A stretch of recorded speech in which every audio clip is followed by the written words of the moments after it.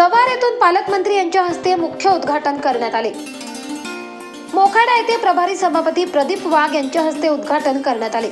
यावेळी तहसीलदार मयूर खेंगले, जिल्हा परिषद सदस्य कुसुम झोले, पंचायत समिती सदस्य भास्कर थेतले, युवराज गिरंधले, अनिता पाटील, गटविकास अधिकारी कुलदीप जाधव, तालुका वैद्यकीय अधिकारी डॉक्टर भाऊसाहेब चत्तर, उपअभियंता गायकवाड, सरपंच नरेंद्र येले उपस्थित होते।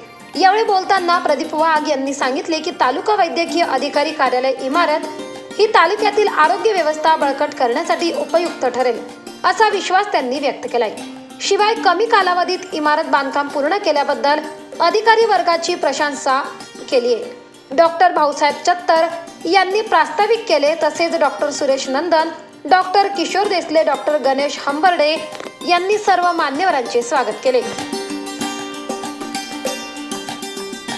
24 लाईव्ह महाराष्ट्र न्यूज साठी सौरभ कांबडी, पालघर, मोखाडा।